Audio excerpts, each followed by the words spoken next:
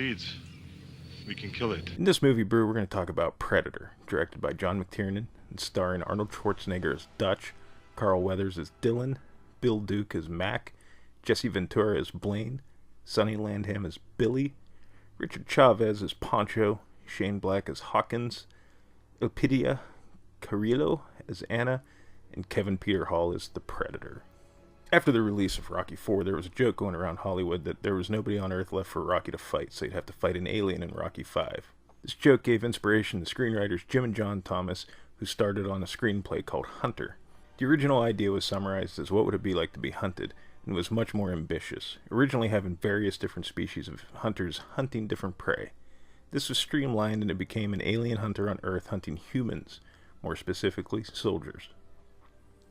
The Central American setting was chosen due to Special Forces operations being a constant in the region during that time, and 20th Century Fox picked up the script in 1985 and gave it to Joel Silver to produce, largely due to his experiences with the film Commando. Silver decided that rather than a science fiction pulp story, Hunter should be a big-budget action film. Silver reached out to former boss Lawrence Gordon to co-produce, and originally considered Jeff Murphy to direct before choosing John McTiernan. Casting for the movie didn't take long. Silver and Gordon first approached Schwarzenegger for the lead role, and then started searching for larger-than-life men of action to fill out the cast. Carl Weathers was their first choice for Dylan. Former pro wrestler and Navy UDT Jesse Ventura was hired for mainly due to his large size and at the recommendation of Schwarzenegger.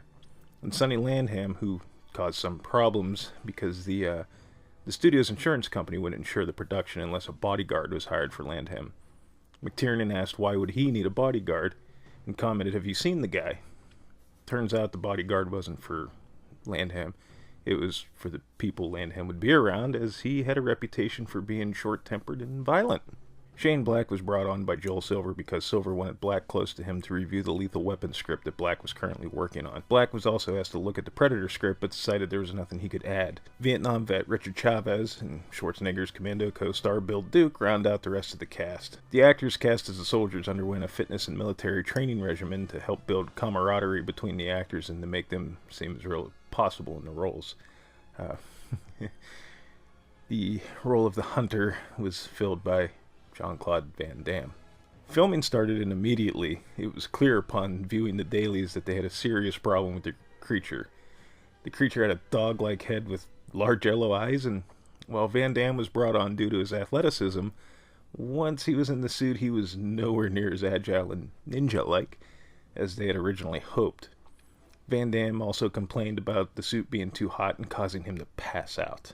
There are allegations, too, that he also complained that he would be appearing on camera in the suit and nobody would know it was him.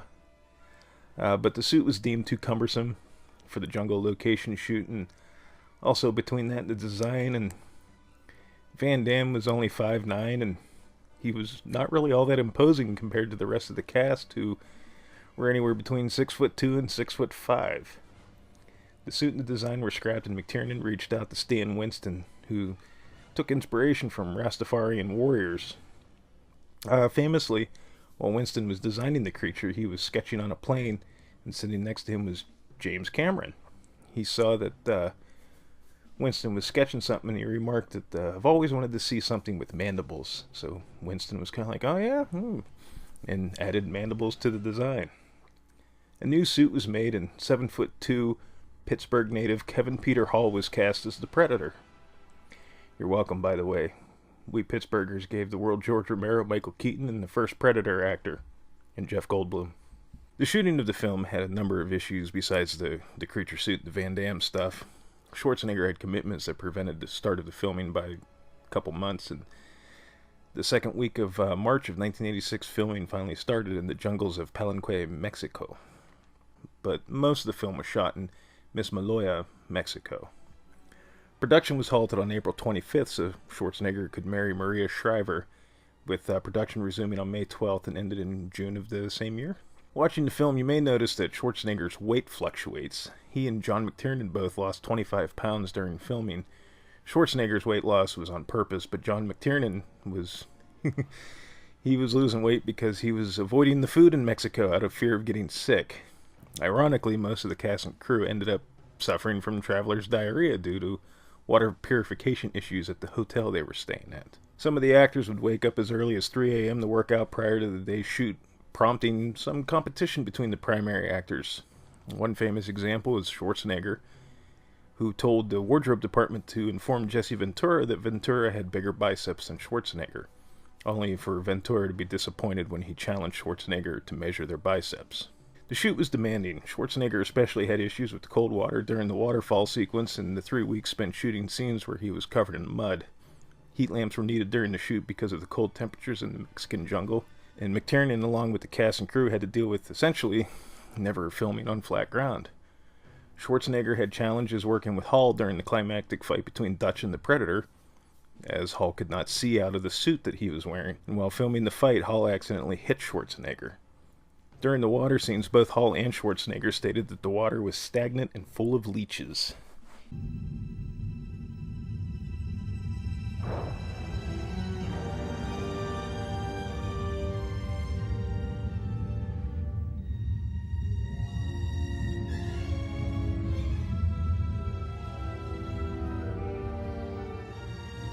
Getting into the film, we open to a ship flying near Earth and jettisoning a small object into our atmosphere. We're then introduced to Major Alan Dutch Schaefer and his rescue team, Mac, Billy, Blaine, Poncho, and Hawkins. They are tasked by General Phillips to rescue a U.S. official being held hostage by insurgents in Central America. Dutch's old friend and CIA agent, Dylan, is assigned as their liaison, despite Dutch's objections, stating that his team works alone. We then get a scene of the team on the helicopter being brought to their drop zone with some banter. Really awesome banter. Get that stinking shit out of my face. Bunch of slap-jawed faggots around here. This stuff will make you a goddamn sexual tyrannosaurus. Just like me. The team drops in and starts searching the area, coming upon the wreckage of a helicopter and skinned corpses who are revealed to be Green Berets. When Dutch reads the dog tag that is handed to him, it is that of his friend Jim Hopper. The team reaches the insurgent camp and we get an awesome 80s action movie explosions.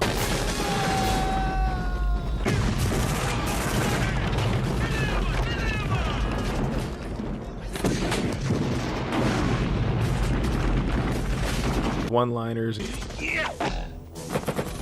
Stick around. Knock, knock. You're hit. You're bleeding, man. I ain't got time to bleed. And gunfights.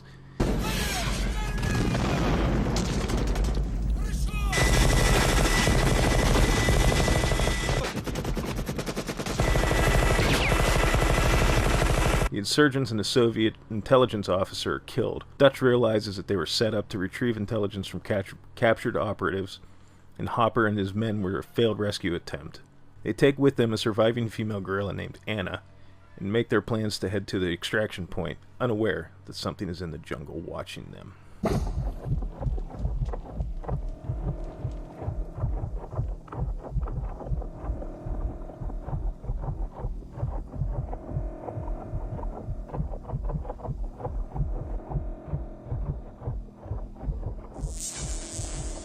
Some confusion happens in this scene as some people seem to think that Billy kind of has this sixth sense that he's being watched. But after laughing at Hawkins' joke, as he's walking away, you can faintly hear the Predator mimicking his laugh, which is what stops him and unnerves him. As the team makes its way through the jungle, they are still being stalked by the unknown hunter. Billy stops for a bit, obviously on edge. Him and Dutch exchange some dialogue about something being in the trees, and Anna makes an attempt to escape by hitting Poncho with a limb and running off. Hawkins catches up to her, but the Predator catches up to both of them, killing Hawkins and dragging him off into the jungle.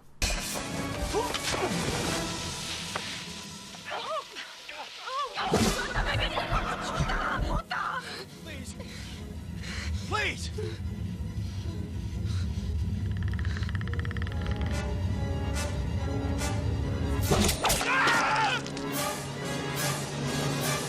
The team search for his body only to have Blaine killed by the Predator next. Come on in, you fuckers. Come on in. Old Painless is waiting.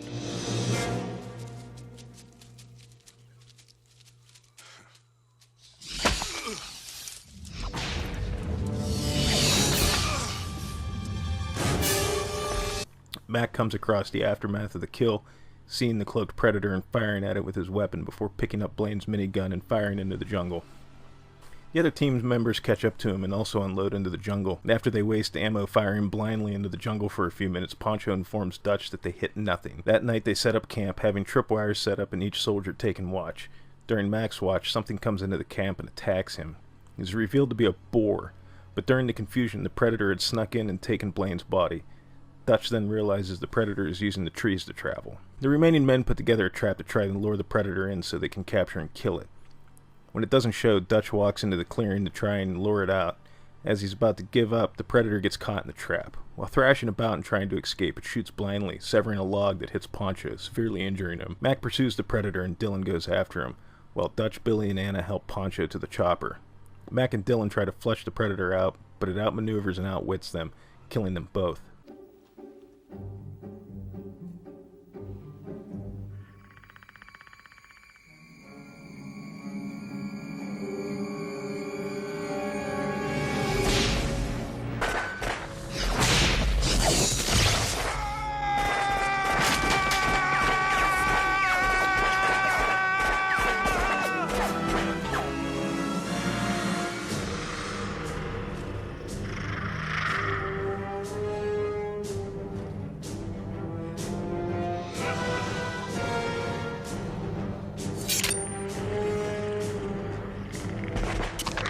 Billy attempts to make a stand, throwing away his gun and waiting for the predator, armed with nothing but his machete.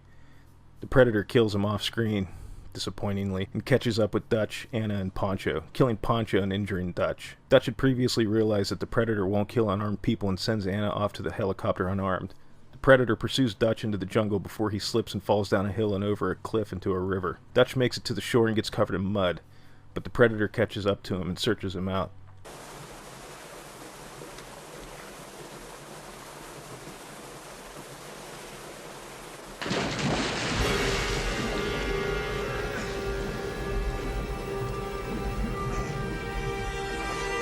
Dutch realizes the predator can't see him as it eventually moves on.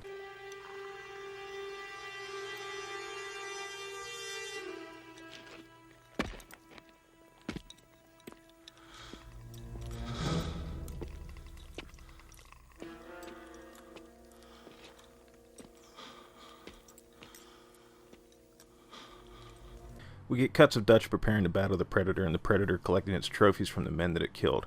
After setting up traps and crafting weapons, Dutch lights a fire and bellows into the night to lure the predator to a fight. Dutch manages to disable the cloaking device of the predator, but only causes some minor wounds. After some back and forth cat and mouse moments, the predator corners Dutch, who, while trying to flee, grabs a limb that breaks and drops him into some water, washing away his mud. The predator confronts him, examining him, and deciding that Dutch is a worthy foe. It unmasks and drops its plasma caster, and decides to fight him hand to hand.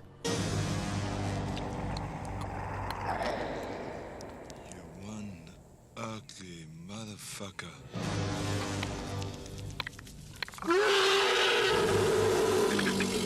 Dutch gets his ass handed to him and tries to lure the predator into a trap, but the predator doesn't fall for it.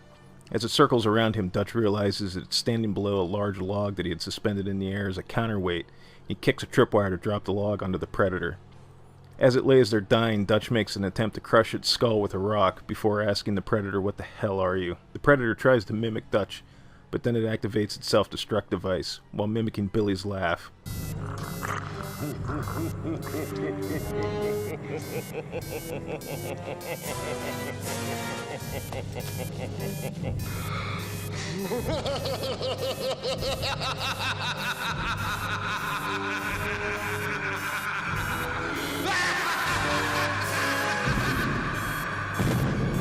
Dutch survives the explosion and is found by General Phillips and Anna in the helicopter and is picked up. And that is Predator. A movie that is part 80s action movie, part sci-fi thriller, and a whole lot of parts of fucking awesome. While complaints can be leveled against the movie that the action movie sections are dated and cliched, and very much cemented in the style of other action movies of the 80s, down to the over-the-top explosions, cheesy one-liners, and much more, those moments are counterbalanced by a smart and clever twist at the beginning of the second act with the reveal that the military team is now being hunted by some unknown entity. While it can be said that once the Predator shows up, it's a sci-fi military 10 little Indians, it slips past typical horror movie tropes by having the characters not act in stupid ways. The team never exercises exceedingly terrible judgment, except for maybe wasting 5 minutes shooting at nothing after Blaine's death. But these are elite military men who got taken out by an enemy who they were clearly not prepared for and knew nothing about. The acting, while not Oscar-worthy, is decent enough that none of the performances are weak or drag the movie down. The characters are fleshed out enough that they don't feel like generic soldiers, and even though they do suffer from some generic action hero cliches, they still feel relatable. None of them are unlikable, and they each have their quirks. Just by being who they are, you get to know them. They don't have to tell you, I got 2 kids at home, or anything else to their backstory or anything like that. Their personalities come out in their dialogue and their actions. Stan Winston's Predator looks incredible, and unlike anything you've ever seen before, or since, really. Like the title creature in Fox's other franchise, Alien, the Predator is unique and instantly recognizable by most horror and sci-fi fans. I feel like nobody has gotten the Predator right since this movie and its sequel, Predator 2. The mandibles just, I don't know, never seem right to me when other creature shops build it.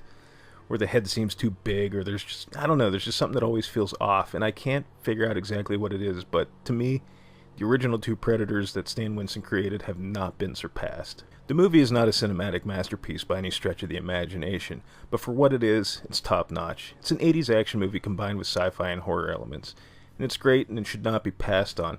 And while I love this movie, I feel at times that the movie is held in a higher regard than it probably should be, especially evident when the sequels are discussed. It's almost as if people think that this is a Citizen Kane level of quality, and it's not. This is just not... It's not a thinking man's movie, but that isn't necessarily a bad thing. The individual elements have every stereotype of their respective genres, but when combined they work together so well that I think that there's something that the sequels have gotten wrong. Predator 2 is different from Predator, but it's still a worthy sequel. Predators and the Predator tried to emulate and ape scenes from this first movie, and it just doesn't work. We've already seen it. The magic that is in this first Predator movie has never been recaptured completely, and the first movie in the franchise definitely should not be skipped. If you're looking for something to put in and have a good time with, then you have to give Predator a watch. This stuff will make you a goddamn sexual tyrannosaurus, just like me.